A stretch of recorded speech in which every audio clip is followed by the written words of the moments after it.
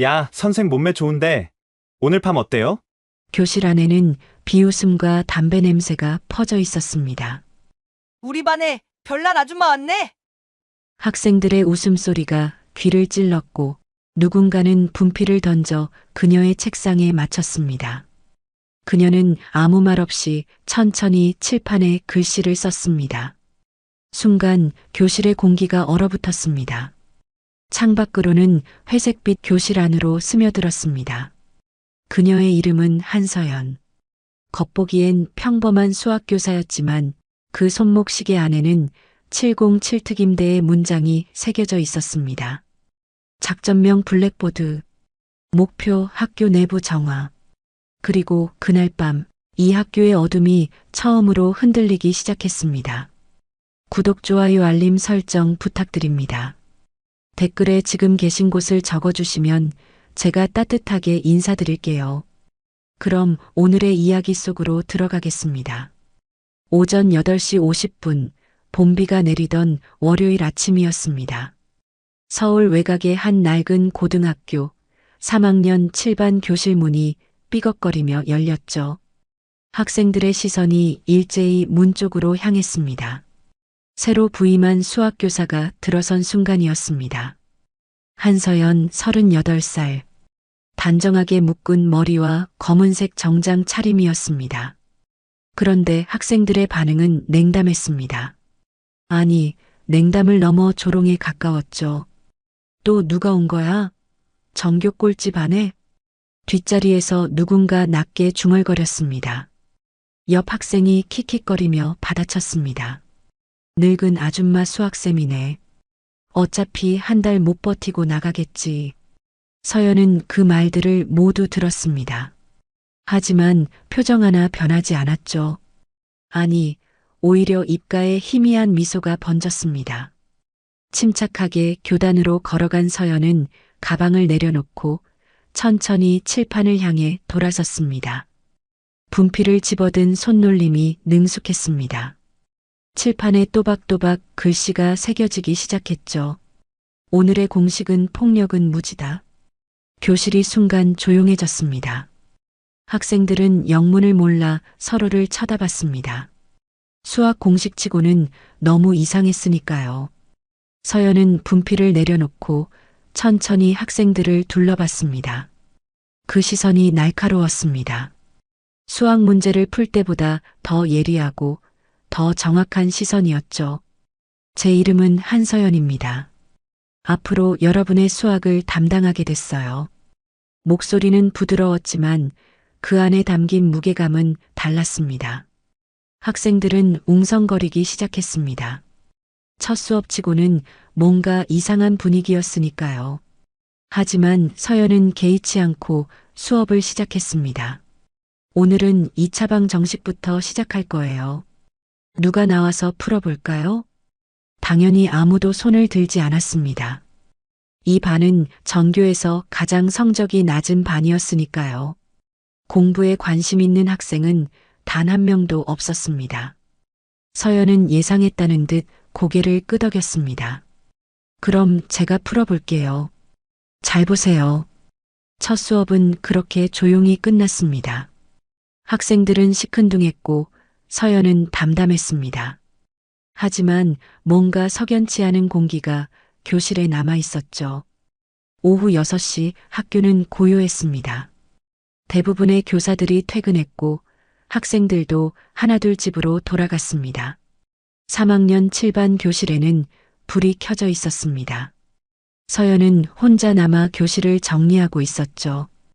창밖으로 어둠이 내려앉았습니다. 서연은 교실 문을 잠그고 창문 블라인드를 모두 내렸습니다. 그리고 천천히 교단 뒤쪽으로 걸어갔습니다. 칠판 뒤 아무도 모르는 그곳에 손을 뻗었죠. 칙! 작은 소리와 함께 금속판이 열렸습니다. 그 안에는 검은색 노트북이 숨겨져 있었습니다. 서연은 노트북을 꺼내 교탁 위에 올려놓고 전원을 켰습니다. 화면이 켜지자 복잡한 암호 입력창이 떴습니다. 12자리 암호를 입력하는 서연의 손놀림이 기계적이었습니다. 마치 수백 번도 더 반복한 동작처럼 자연스러웠죠. 화면이 바뀌며 여러 개의 파일이 나타났습니다. 작전명 블랙보드, 대상 위치, 학교 내부 확인. 서연은 혼잣말처럼 중얼거리며 파일을 열었습니다. 화면에는 학교 건물 도면이 떴습니다. 그리고 여러 개의 붉은 점이 찍혀 있었죠. 각 점마다 이름과 정보가 표시되어 있었습니다. 서연의 눈빛이 차갑게 변했습니다. 수업 중 보여줬던 부드러운 모습은 온데간데 없었습니다. 이건 교사의 눈빛이 아니었습니다. 훈련된 요원의 눈빛이었죠. 학교 내부 감시망 구축 완료. 목표 인물 3명 확인. 서연은 키보드를 빠르게 두드렸습니다. 화면이 계속 바뀌며 여러 정보가 나타났습니다. 학생들의 사진, 동선, 연락망. 모든 것이 정리되어 있었습니다. 이제 시작이야. 서연은 노트북을 다시 금속판 안에 넣고 잠갔습니다. 그리고 교실 불을 껐습니다. 어둠 속에서 서연의 실루엣만 희미하게 보였죠. 창문 틈으로 들어오는 가로등 불빛이 서연의 얼굴을 스쳤습니다. 한서연은 수학교사가 아니었습니다. 국정원 소속 잠입요원, 코드네임 블랙보드. 이 학교에 침투한 범죄 조직을 소탕하기 위해 파견된 인간병기였습니다. 수학교사라는 신분은 완벽한 위장이었죠. 교실 문이 조용히 열리고 닫혔습니다. 복도는 어둠에 잠겨 있었습니다. 서연의 발소리만 조용히 울렸습니다. 규칙적이고 정확한 발걸음이었죠. 작전이 시작되었습니다. 다음 날 아침 서연의 두 번째 수업이 시작되었습니다. 학생들은 여전히 무기력했습니다. 교실 뒤편 구석자리에 앉은 한 여학생만 유독 눈에 띄었죠. 정민아 3학년 7반의 왕따였습니다. 늘 고개를 숙이고 있었고 쉬는 시간마다 혼자였습니다. 다른 학생들은 미나를 철저히 무시했습니다.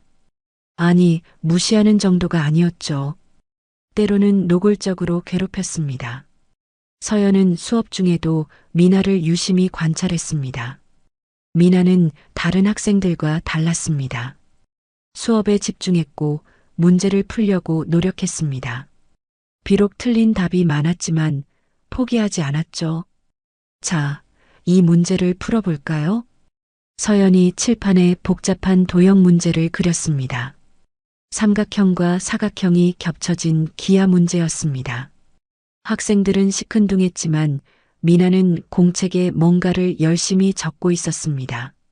수업이 끝난 후였습니다. 미나가 조심스럽게 교단으로 다가왔습니다. 다른 학생들이 모두 나간 뒤였죠. 선생님, 질문 있어요. 미나의 목소리가 떨렸습니다. 서연은 부드럽게 고개를 끄덕였습니다. 말해봐, 미나야. 이 문제요. 아무리 풀어도 답이 안 나와요. 제가 멍청한 건가요? 미나가 공책을 내밀었습니다. 서연은 공책을 받아들었습니다. 그리고 문제를 보는 순간 눈빛이 변했습니다. 이건 단순한 수학 문제가 아니었습니다. 도형의 꼭지점 좌표가 이상했습니다. 일반적인 기하 문제라면 나올 수 없는 숫자 배열이었죠. 서연의 머릿속에서 순간적으로 계산이 이루어졌습니다. 미나야, 이 문제는 이상해. 답이 안 나오는 게 아니라 감춰진 거야. 감춰졌다고요? 미나가 고개를 갸웃거렸습니다. 서연은 미나의 어깨를 가볍게 두드렸습니다. 괜찮아. 선생님이 다시 설명해 줄게. 내일 방과 후에 남을 수 있어? 미나가 조심스럽게 고개를 끄덕였습니다. 서연은 미소를 지었습니다. 하지만 그 미소 뒤에는 날카로운 경계심이 숨어 있었죠. 미나가 교실을 나간 후 서연은 다시 그 문제를 들여다봤습니다. 꼭지점 좌표를 따로 적어 내려갔습니다. 그리고 각 좌표를 연결했습니다. 북위 37도 32분, 동경 127도 15분. 이건 위도와 경도였습니다. 서연은 즉시 스마트폰을 꺼내 지도 앱을 열었습니다. 좌표를 입력하자 한 지점이 표시되었습니다. 학교에서 불과 2km 떨어진 곳, 폐창고 건물이었습니다. 역시 여기였군. 서연의 얼굴에 차가운 미소가 번졌습니다. 이 학교에 퍼져 있는 범죄 조직의 거점 중 하나였습니다. 그들은 학생들을 이용해 정보를 주고받고 있었던 거죠. 수학 문제 속에 암호를 숨겨서요. 그날 밤 11시 서연은 검은색 작전복으로 갈아입고 폐창고 근처에 도착했습니다. 건물은 어둠에 잠겨 있었습니다. 하지만 2층 창문에서 희미한 불빛이 새어나왔죠. 서연은 건물 외벽을 타고 조용히 올라갔습니다. 훈련된 움직임이었습니다. 소리 하나 내지 않고 그림자처럼 이동했죠. 2층 창문 틈으로 안을 들여다봤습니다. 그곳에는 4~5명의 남자가 있었습니다. 그리고 한쪽 구석에 쭈그리고 앉은 학생 2명이 보였습니다. 모두 3학년 7반 학생들이었습니다. 남자들은 학생들을 위협하고 있었습니다. 다음 배송 날짜 알려줘야지? 안 그러면 너희 부모님한테 다 알릴 거야. 제발요, 저희는 정말 몰라요. 학생들이 떨리는 목소리로 애원했습니다. 하지만 남자들은 비웃었습니다. 그중 한 명이 주먹을 들어 올렸습니다. 바로 그때였습니다. 창문이 박살나며 서연이 뛰어들었습니다. 유리 파편이 사방으로 흩어졌습니다. 남자들은 깜짝 놀라 뒤로 물러섰죠. 누구야? 서연은 대답하지 않았습니다. 순식간에 가장 가까운 남자의 팔을 꺾었습니다. 뼈가 부러지는 소리가 들렸습니다. 남자가 비명을 질렀죠. 나머지 남자들이 달려들었습니다. 하지만 서연은 흔들리지 않았습니다. 정확한 타격, 완벽한 회피, 3분도 채 걸리지 않았습니다. 5명 모두 바닥에 쓰러져 있었죠. 서연은 학생들을 돌아봤습니다. 학생들은 공포에 질려 서연을 바라봤습니다. 집으로 가. 그리고 오늘 일은 잊어. 이해했어? 학생들이 황급히 고개를 끄덕이며 창고를 빠져나갔습니다. 서연은 쓰러진 남자들을 내려다봤습니다. 그리고 그중 한 명의 주머니에서 휴대폰을 꺼냈습니다. 메시지함을 열자 수학 문제 사진들이 가득했습니다. 모두 암호화된 좌표와 시간이었습니다. 서연은 휴대폰을 자신의 주머니에 넣었습니다. 이제 본격적으로 시작이군. 서연은 창고를 빠져나왔습니다. 새벽 공기가 차갑게 느껴졌습니다. 하지만 서연의 눈빛은 더 차가웠죠. 다음 날 아침 학교에는 이상한 소문이 퍼졌습니다. 폐창고에서 불량배들이 전부 쓰러진 채 발견됐다는 거였습니다. 누가 한 건지는 아무도 몰랐습니다.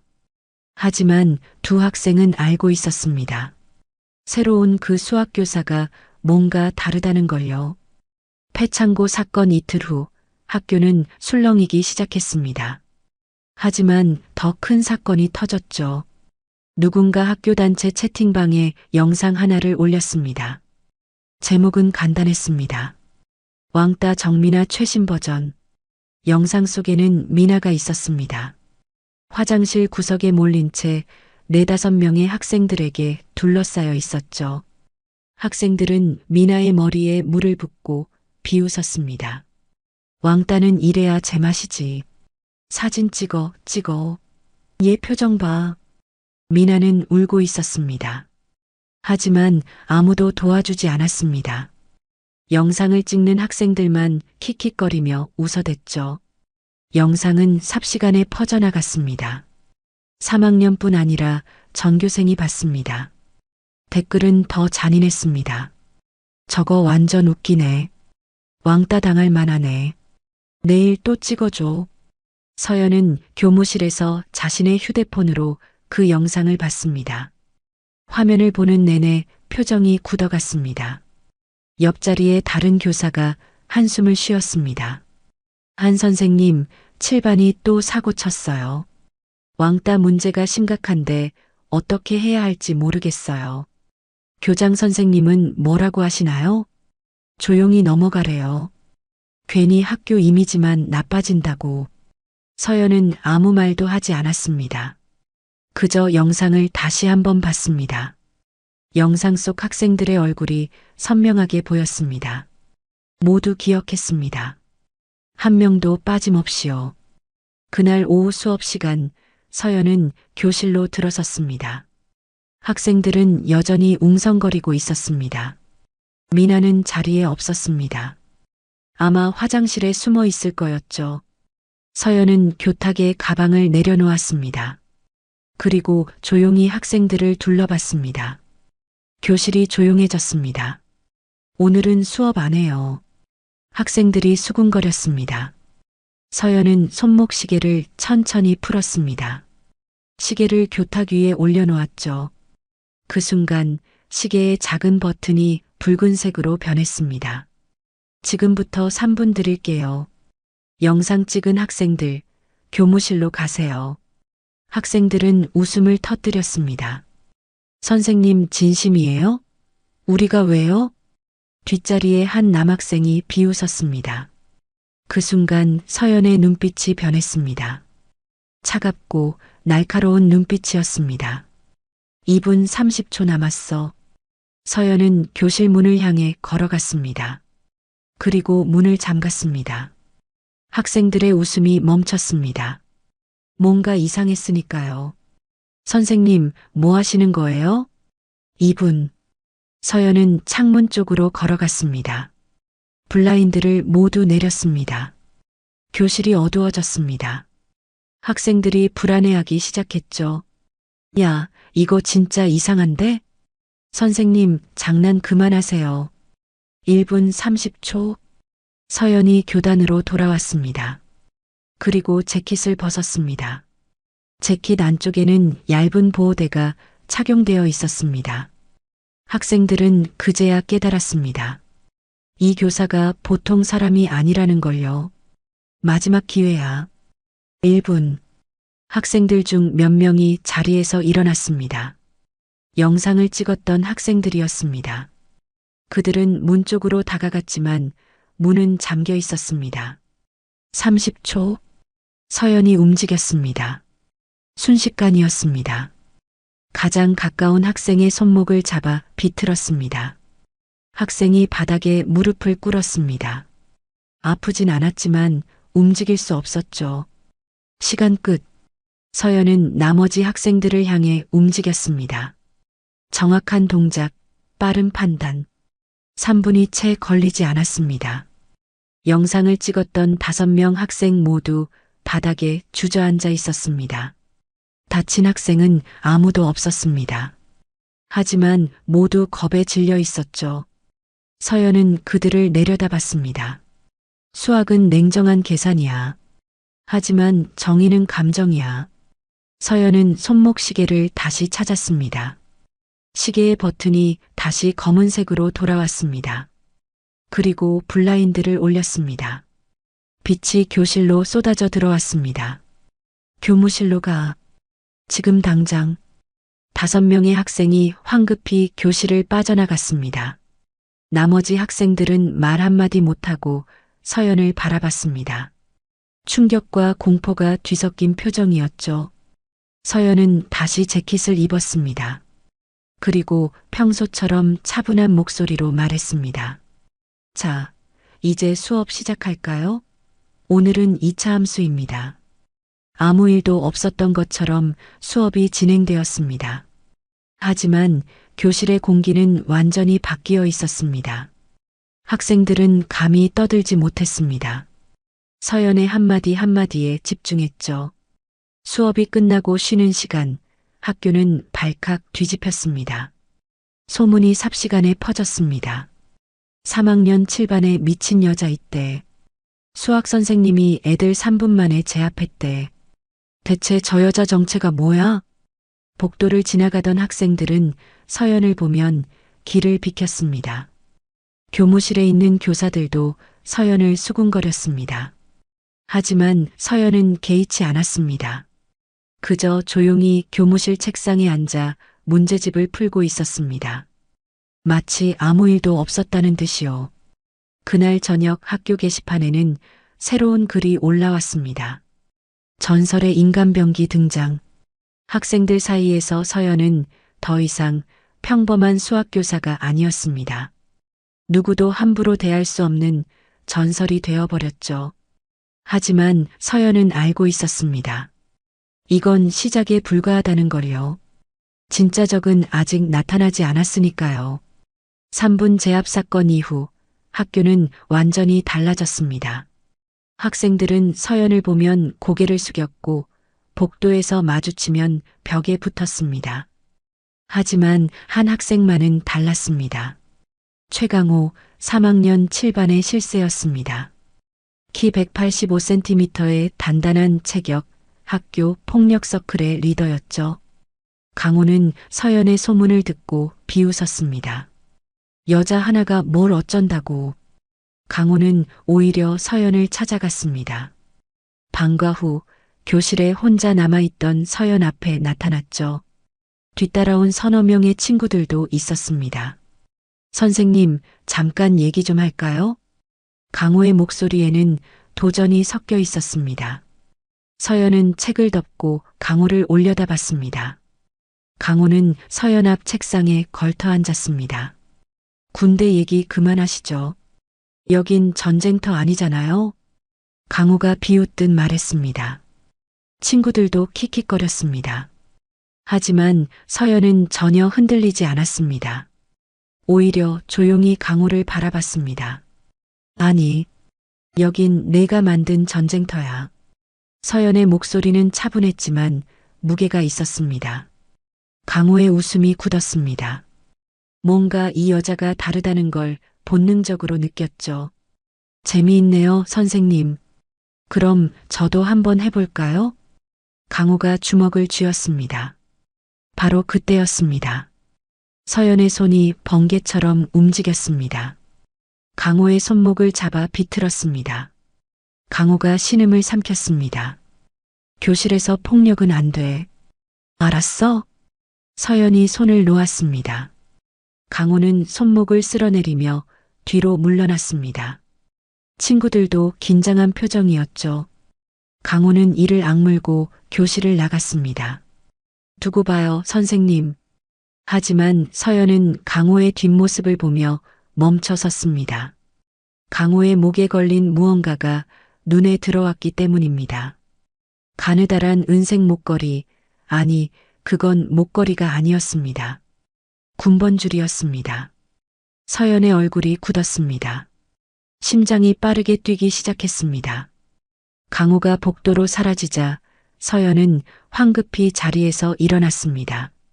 복도로 나가 강호를 불렀습니다. 최강호, 잠깐만. 강호가 짜증스럽게 돌아섰습니다. 또 뭐예요? 목에 걸린 거 어디서 난 거야? 서연의 목소리가 떨렸습니다. 강호는 목걸이를 만지작거렸습니다. 이거요? 우리 아버지 거예요. 왜요? 아버지 성함이 뭐야? 최영식이요. 근데 왜 그러세요? 그 순간 서연의 세상이 멈춰버렸습니다. 최영식. 그 이름을 듣는 순간 10년 전의 기억이 쏟아져 들어왔습니다.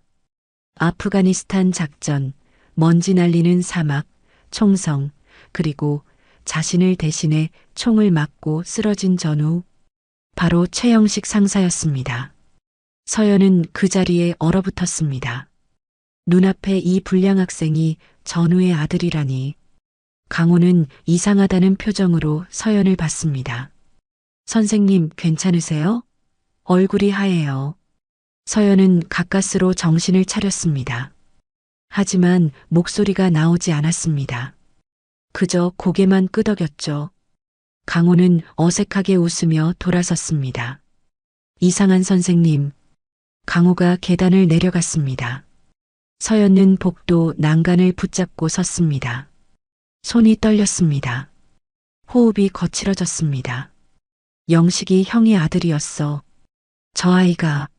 서연은 교무실로 돌아가지 못했습니다. 옥상으로 올라갔습니다. 차가운 바람이 얼굴을 스쳤습니다. 서연은 난간에 기대어 섰습니다. 10년 전 최영식 상사는 서연을 구하고 죽었습니다. 적의 총알이 서연을 향했을 때 영식 상사가 대신 막아섰죠. 서연의 품에서 마지막 숨을 거뒀습니다. 미안해, 서연아. 내 아들 부탁해. 그게 영식 상사의 마지막 말이었습니다. 서연은 그 약속을 지키지 못했습니다. 작전에 복귀했고 아들을 찾지 못했습니다. 최영식 상사의 가족은 뿔뿔이 흩어졌고 아들의 행방도 알 수 없었죠. 그런데 그 아들이 여기 있었습니다. 폭력 서클의 리더가 되어 길을 잃은 채 방황하고 있었습니다. 내가 늦었어. 너무 늦게 찾았어. 서연의 눈에서 눈물이 흘러내렸습니다. 10년 만에 흘리는 눈물이었습니다. 차가운 바람이 눈물을 식혔습니다. 다음 날부터 서연은 강호를 다르게 대했습니다. 예전처럼 엄격하지 않았습니다. 오히려 관심을 가졌죠. 수업 중에 강호를 지목해 문제를 풀게 하고 틀려도 혼내지 않았습니다. 강호는 이상했습니다. 왜 갑자기 선생님이 달라졌는지 이해할 수 없었죠.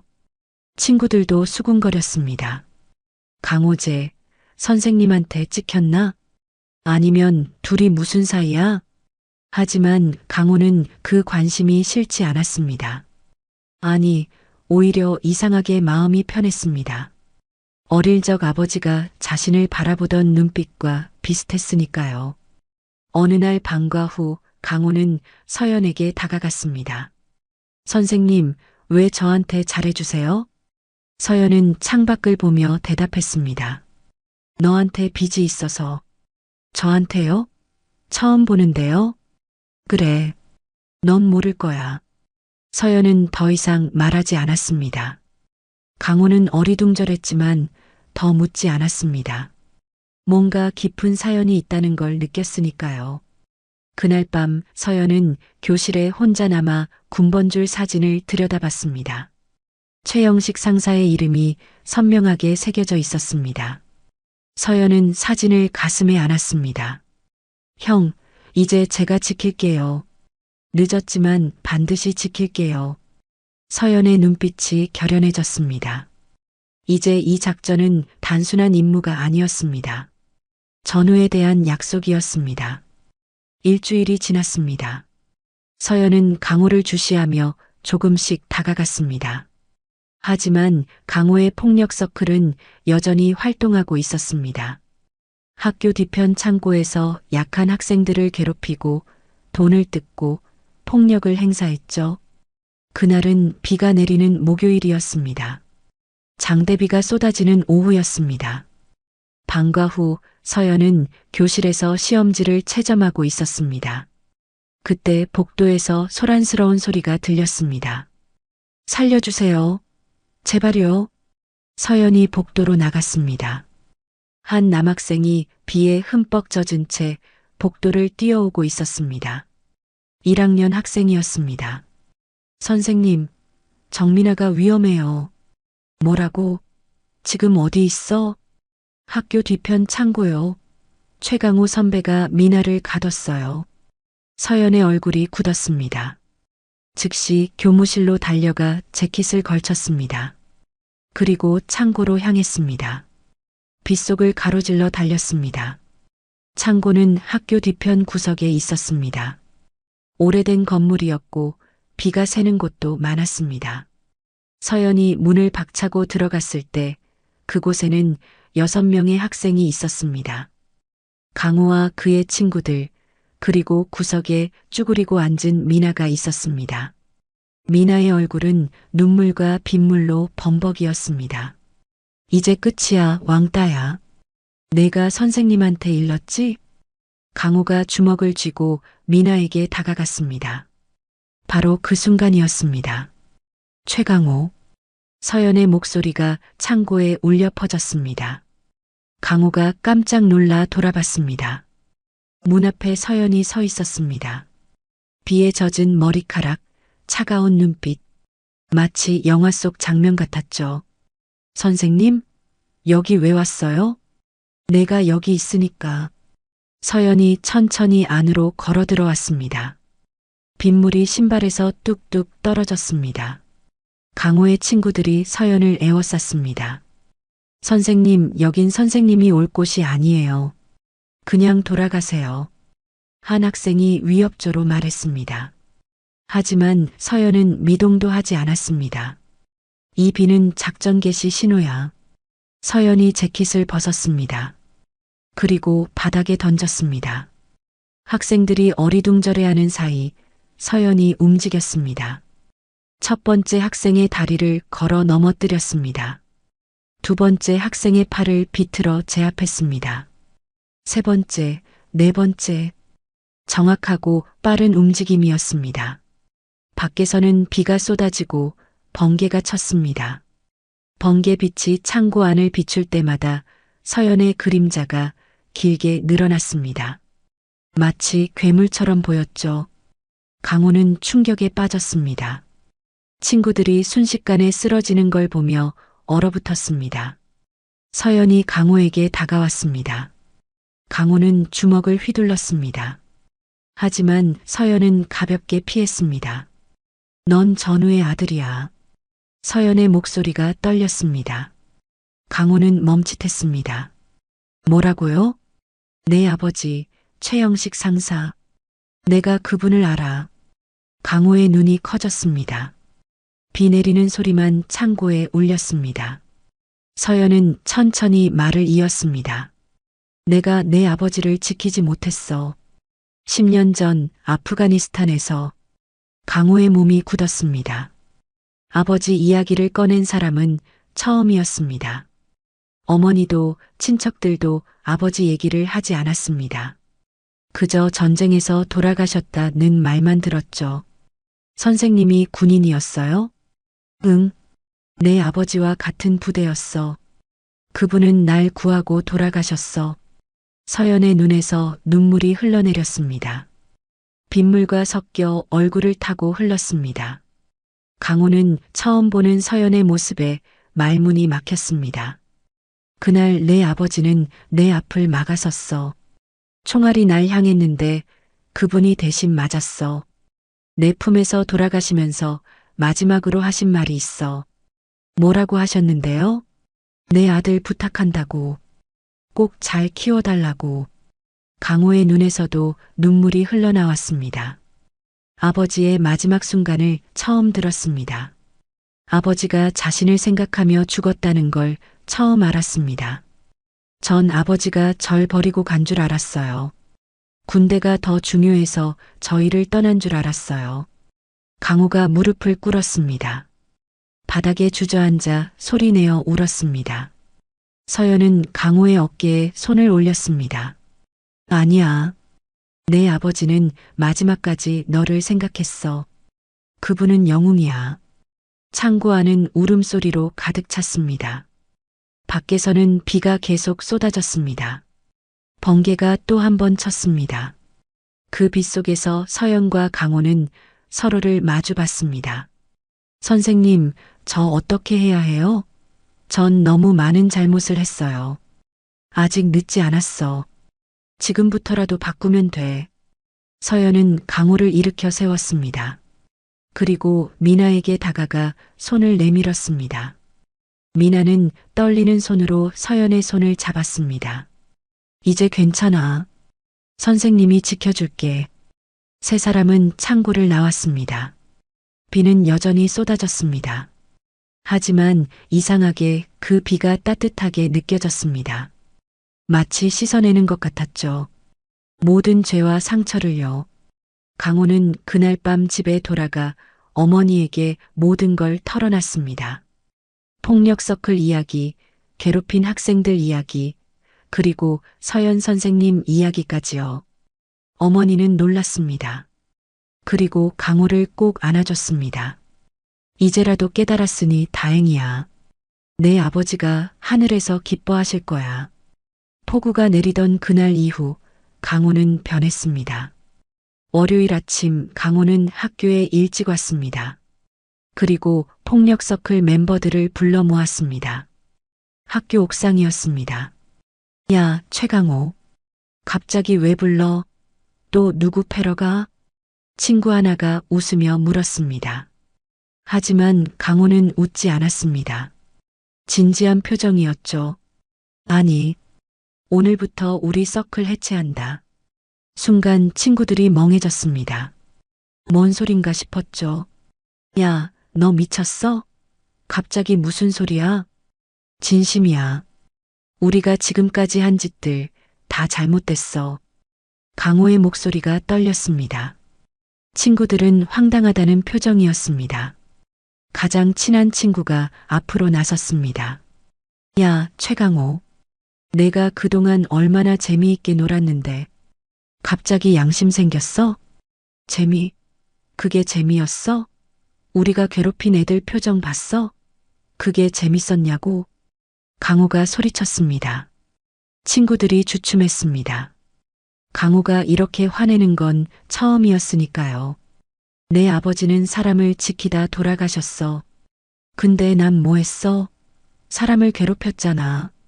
이게 아버지한테 자랑스러운 일이야? 강호의 눈에서 눈물이 흘렀습니다. 친구들은 아무 말도 못했습니다. 강호는 주머니에서 군번줄을 꺼냈습니다. 이거 우리 아버지 거야. 국가를 위해 싸우다 돌아가신 분이야. 근데 난 이걸 걸고 폭력이나 휘둘렀어. 부끄러워. 강호는 군번줄을 꼭 쥐었습니다. 친구들은 침묵했습니다. 그중 한 명이 조심스럽게 입을 열었습니다. 그럼 우리 어떻게 해? 사과하러 가자. 우리가 괴롭힌 애들한테 다 사과하고 우리가 한 짓 책임지자. 친구들이 서로를 쳐다봤습니다. 두려움이 얼굴에 가득했습니다. 하지만 강호의 진심 어린 눈빛을 보고 하나둘 고개를 끄덕였습니다. 알았어. 너 따라갈게. 나도. 결국 모두가 동의했습니다. 강호는 처음으로 진심 어린 미소를 지었습니다. 그날 점심시간 강호는 정민아를 찾아갔습니다. 미나는 강호를 보자 겁에 질렸습니다. 본능적으로 뒤로 물러섰죠. 강호는 그 모습을 보고 가슴이 찢어지는 것 같았습니다. 미나야, 무섭게 하려고 온 거 아니야. 사과하러 왔어. 미나는 믿을 수 없다는 표정이었습니다. 강호는 미나 앞에 무릎을 꿇었습니다. 복도를 지나가던 학생들이 모두 멈춰섰습니다. 폭력 서클 리더가 왕따 앞에 무릎을 꿇다니요. 내가 너한테 정말 못되게 굴었어. 괴롭히고 때리고 모욕했어. 변명의 여지가 없어. 진심으로 미안해. 강호의 목소리가 떨렸습니다. 미나는 말문이 막혔습니다. 눈물이 주르륵 흘러내렸습니다. 그리고 이제부터 보호해줄게. 누구도 너를 괴롭히지 못하게 할게. 이게 내가 할 수 있는 최선이야. 강호가 고개를 숙였습니다. 미나는 한참 동안 아무 말도 하지 못했습니다. 그러다 작은 목소리로 말했습니다. 고마워요. 용기 내줘서. 복도에 있던 학생들이 웅성거렸습니다. 충격과 놀라움이 뒤섞인 표정들이었습니다. 강호는 천천히 일어났습니다. 그리고 복도를 당당히 걸어갔습니다. 방과 후 강호는 서연을 찾아갔습니다. 교무실에서 일하고 있던 서연이 고개를 들었습니다. 선생님, 말씀드릴 게 있어요. 앉아봐. 강호가 의자에 앉았습니다. 한참을 망설이다 입을 열었습니다. 전 이제 계산법을 바꿀 거예요. 계산법? 네. 제 인생의 방정식이요. 지금까지는 폭력으로 문제를 풀었어요. 때리고 협박하고 무서워하게 만들었죠. 그게 답인 줄 알았어요. 강호의 목소리가 진지했습니다. 서연은 조용히 들었습니다. 하지만 선생님이 가르쳐 주셨잖아요. 폭력은 무지의 제곱이라고. 전 무지했어요. 아버지가 어떤 분이었는지도 몰랐고 제가 얼마나 나쁜 짓을 하고 있었는지도 몰랐어요. 강호의 눈에서 눈물이 떨어졌습니다. 이제부터 제 인생의 답은 용서입니다. 남을 용서하고 저를 용서하고 다시 시작할 거예요. 서연의 눈에도 눈물이 맺혔습니다. 강호의 손을 꼭 잡았습니다. 영식이 형이 자랑스러워 하실 거야. 내가 이렇게 바뀌는 걸 보시면. 선생님, 제가 정말 바뀔 수 있을까요? 당연하지.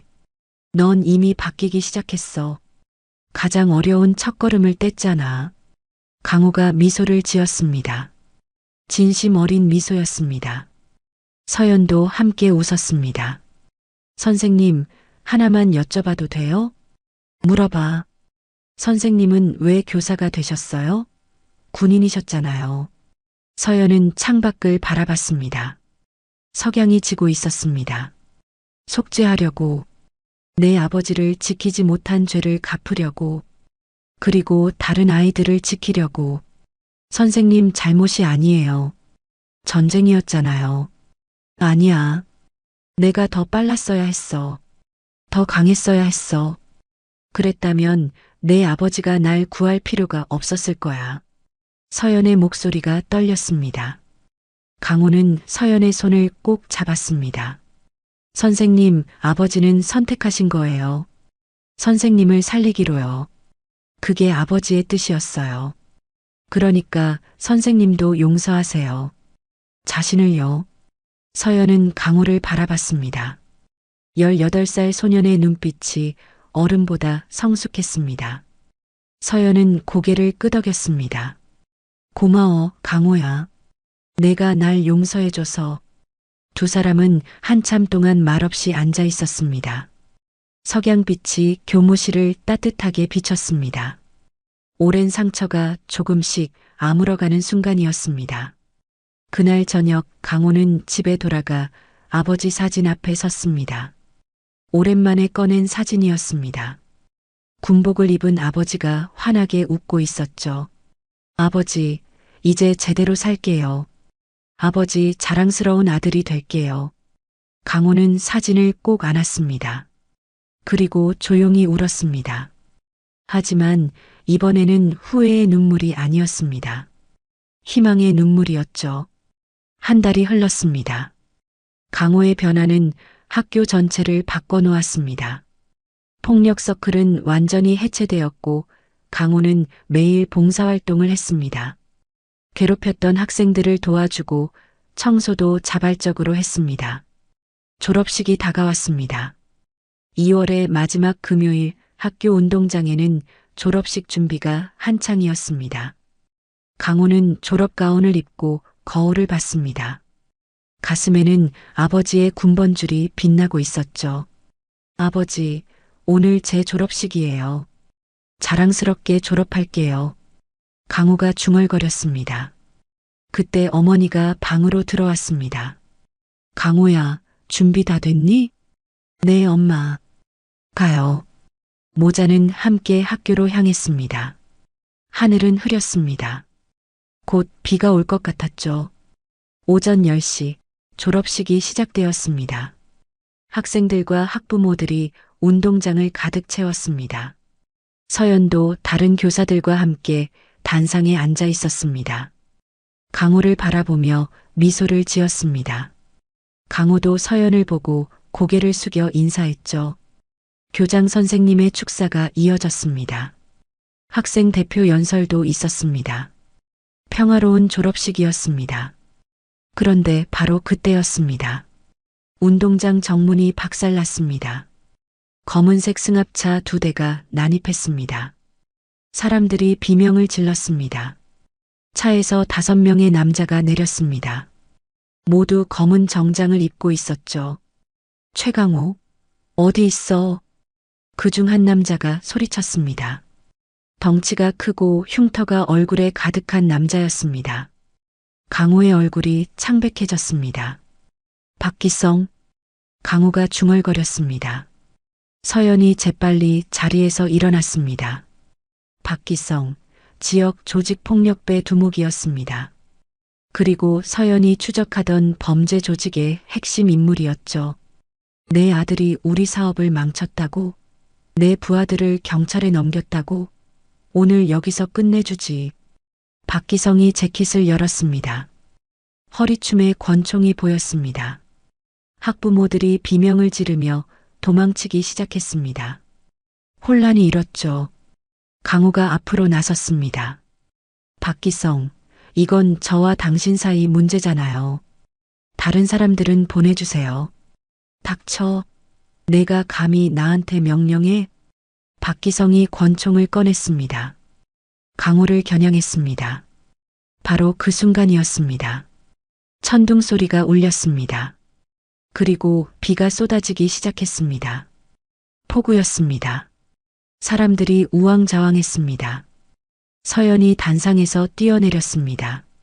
교사복을 입은 채였지만 움직임은 군인 그 자체였습니다. 순식간에 강호 앞을 막아섰습니다. 한 발자국도 더 못 와. 서연의 목소리가 차갑게 울렸습니다. 박기성이 서연을 봤습니다. 그리고 비웃었습니다. 여자 하나가 뭘 어쩌겠다고? 시험해보면 알겠지. 서연의 눈빛이 변했습니다. 이제 교사가 아니었습니다. 국정원 요원 블랙보드였습니다. 박기성이 방아쇠를 당겼습니다. 탕! 총성이 울렸습니다. 하지만 서연은 이미 그 자리에 없었습니다. 빗속을 가르며 박기성에게 달려들었습니다. 손날로 박기성의 손목을 쳤습니다. 권총이 바닥에 떨어졌죠.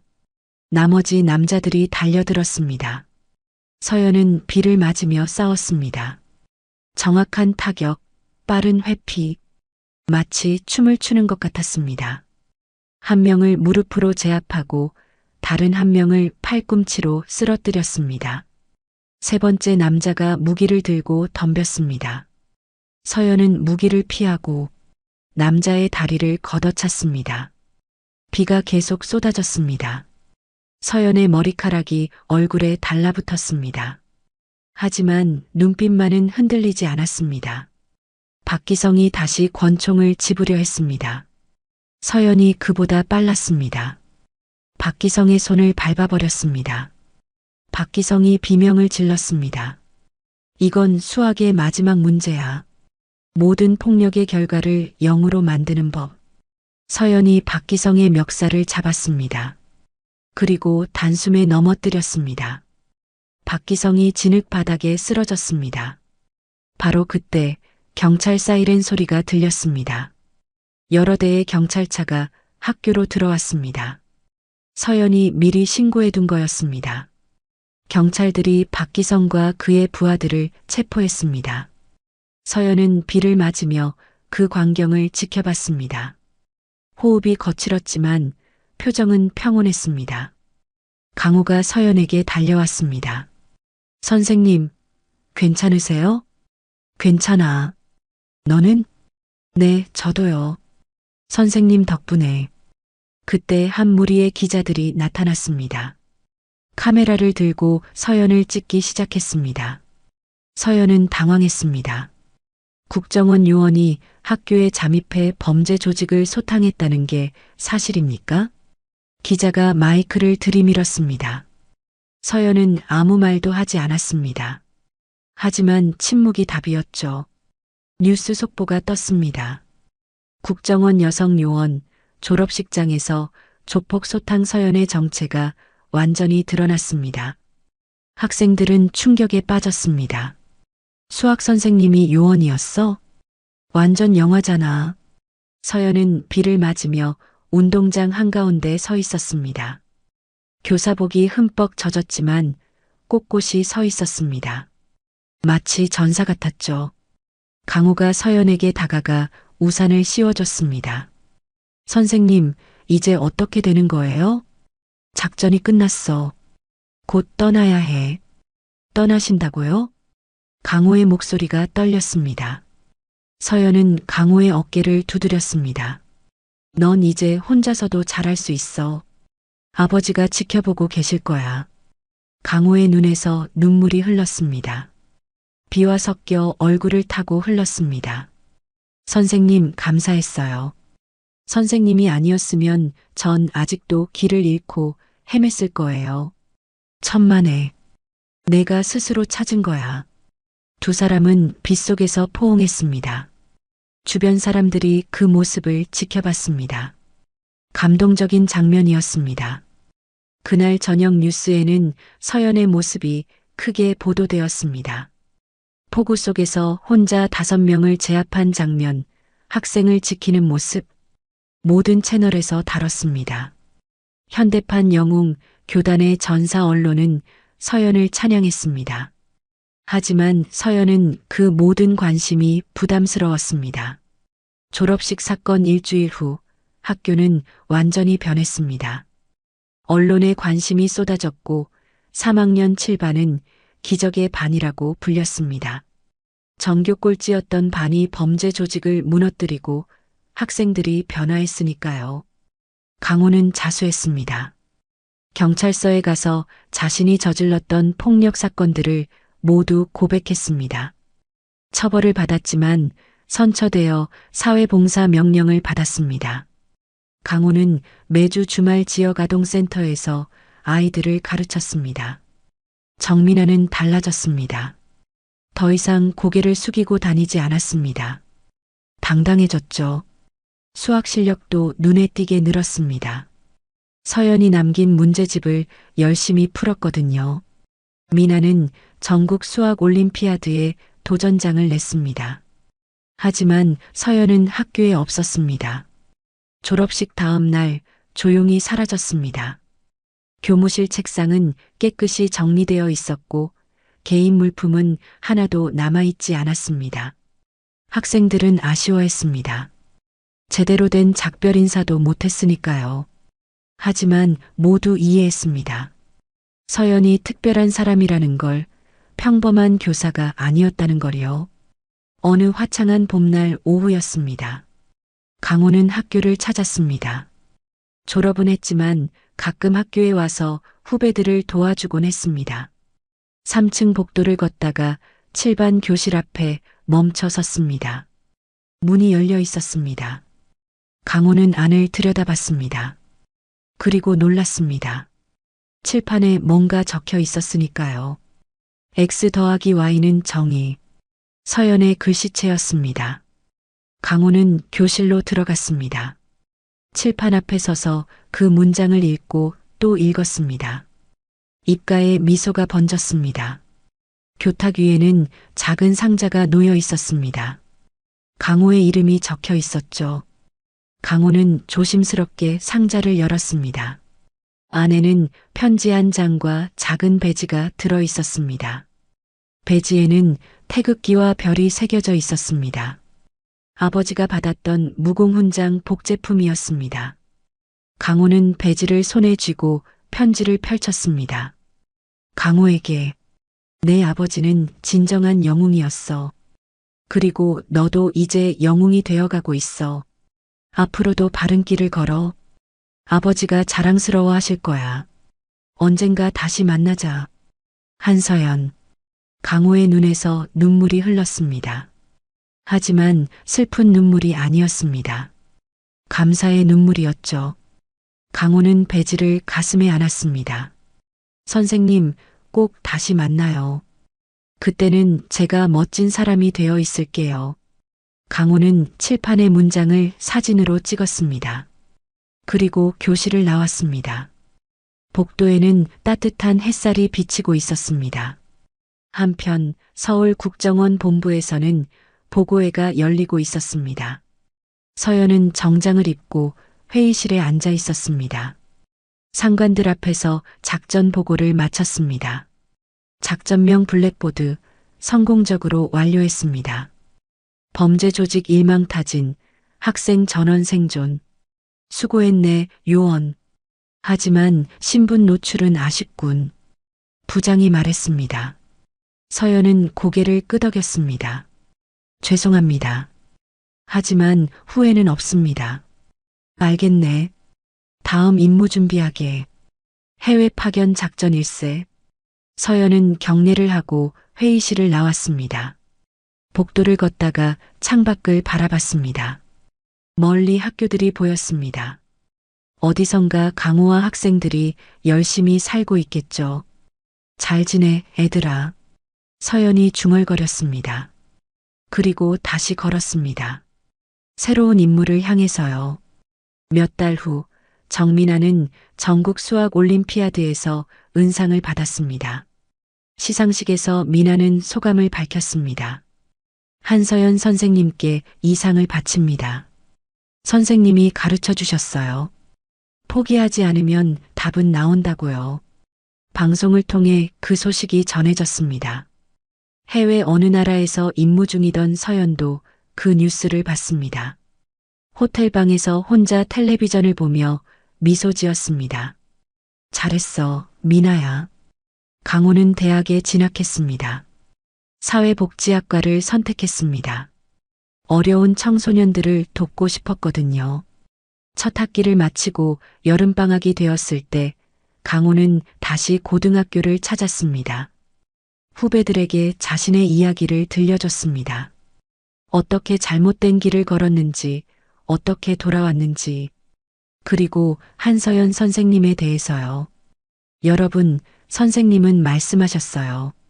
수학은 냉정한 계산이지만 정의는 감정이라고. 우리 모두 정의로운 사람이 됩시다. 후배들은 박수를 쳤습니다. 강호의 이야기는 학교의 전설이 되었습니다. 그리고 서연의 이야기도요. 1년이 흘렀습니다. 봄이 다시 왔습니다. 학교에는 새로운 신입생들이 입학했습니다. 3학년 7반 교실에도 새로운 학생들이 앉아 있었습니다. 새로 부임한 수학교사가 칠판에 뭔가를 적었습니다. X 더하기 Y는 정의. 학생들이 고개를 갸웃거렸습니다. 교사가 설명했습니다. 이건 이 학교의 전설적인 선생님이 남긴 공식이에요. 여러분도 기억하세요. 우리의 삶은 숫자로만 이루어지지 않아요. 정의와 용기로도 이루어지죠. 학생들이 공책에 그 공식을 적었습니다. 그렇게 서연의 가르침은 계속 이어졌습니다. 어느 날 저녁 서연은 임무를 마치고 호텔방에 돌아왔습니다. 가방에서 오래된 군번줄을 꺼냈습니다. 최영식 상사의 것이었습니다. 사실 서연은 그걸 계속 가지고 다녔습니다. 형, 약속 지켰어요. 강호는 이제 바른 길을 걷고 있어요. 형이 자랑스러워 하실 거예요. 서연은 군번줄을 목에 걸었습니다. 그리고 창밖을 바라봤습니다. 별이 빛나고 있었습니다. 어디선가 누군가는 상처를 치유하고 있을 것입니다. 어디선가 누군가는 정의를 위해 싸우고 있을 것입니다. 그리고 어디선가 학생들은 꿈을 키우고 있겠죠. 서연은 미소를 지었습니다. 그리고 다시 짐을 쌌습니다. 새로운 임무가 기다리고 있었으니까요. 하지만 이제는 후회가 없었습니다. 약속을 지켰으니까요. 졸업식 영상은 인터넷에 계속 떠돌았습니다. 폭우 속에서 학생들을 지키던 서연의 모습, 그리고 마지막 한마디가 자막으로 남아 있었습니다. 학생 전원 생존. 작전 완료. 그 영상을 본 사람들은 댓글을 달았습니다. 진짜 영웅이다. 이런 선생님을 만나고 싶다. 대한민국에 이런 분들이 계셔서 안심이다. 서연의 이야기는 전설이 되었습니다. 그리고 그 전설은 계속해서 사람들에게 희망을 주었습니다. 포기하지 않으면 반드시 답이 나온다는 희망을요. 달빛 인생사연은 감동 오디오북으로 인생사연과 공감 이야기를 전해드립니다. 구독과 좋아요로 더 많은 인생사연과 공감 이야기를 만나보세요. 지금 듣고 계신 장소를 댓글로 남겨주시면 제가 반갑게 인사드리겠습니다. 오늘도 함께 해주셔서 감사합니다.